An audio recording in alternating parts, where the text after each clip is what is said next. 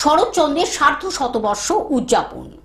কথাশিল্পী শরৎচন্দ্র চট্টোপাধ্যায়ের সার্ধ শতবর্ষ জন্মবার্ষিকী উদযাপন উপলক্ষে জয়নগর মজিলপুরের সৃজনী সংস্থা এক বলিষ্ঠ উদ্যোগ গ্রহণ করেছে। মঙ্গলবার সকালে হুগলির দেবানন্দপুরে শরৎচন্দ্রের জন্মভিটা থেকে মশাল দৌড় ও পদযাত্রার সূচনা হয়। মশাল দৌড়ের উদ্বোধন করেন জেলা পরিষদের কর্মাধ্যক্ষ নির্মাল্য চক্রবর্তী, গ্রন্থাগারিক সুকুমার হাসদাস সহ বিশিষ্টজনেরা।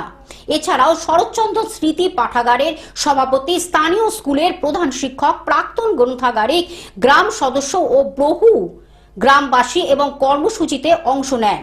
সৃজনী সংস্থার সদস্যরাও জানান, এই মশাল দৌড়ের মধ্য দিয়ে সার্ধ শতবার্ষিকীর প্রতি শ্রদ্ধা জানিয়ে সমাপ্তি ঘোষণা করা হবে।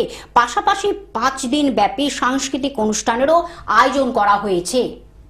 কি বলবেন দাদা, সৃজনী সেই সুদূর জয়নগর থেকে এরকম একটি সংগঠন যারা আজকে দেবানন্দপুরকে সকলের সামনে বাঁচিয়ে রাখার উদ্দেশ্যে একটা অনুষ্ঠান আপনার ডাক পেয়েছেন। প্রথম কথা হচ্ছে আমরা সত্যি কৃতজ্ঞ সৃজনীর এই সৃজনশীল অনুষ্ঠান।